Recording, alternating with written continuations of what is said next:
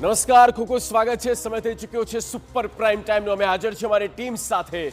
હું છું જગદીશ અને સુપર પ્રાઇમ ટાઈમમાં સૌથી પહેલા વાત કરીશું ડીઝલનો ડખો મુશ્કેલીમાં છે ખેડૂતો.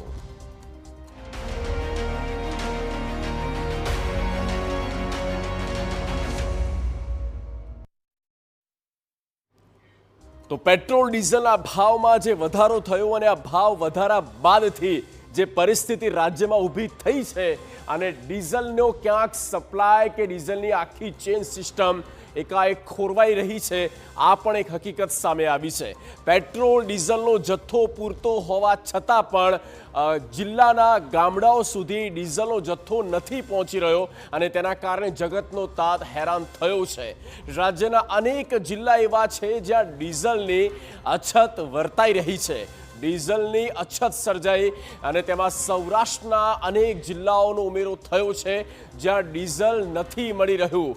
આ પણ એક કડવી હકીકત છે, વાસ્તવિકતા છે જે સામે આવી છે અને ખેડૂતોની મોટી લાઈનો લાગી ચૂકી છે. ખેડૂતો કતારમાં છે ડીઝલ લેવા માટે, કારણ કે વાવેતર પહેલાં જ આ એક મોટી મુશ્કેલીમાં હવે ધરતીપુત્રો આવ્યા છે. જો ડીઝલ ન મળે તો પછી ટ્રેક્ટર ચાલુ ન થાય અને વાવણી કરવા માટેના જે અન્ય મશીન્સ છે તેનો પણ ઉપયોગ ન કરી શકાય. તો તેવામાં પેદાશ કરવી કેવી રીતે, ખેતી આગળ વધારવી કેવી રીતે, તે પણ સવાલ થાય.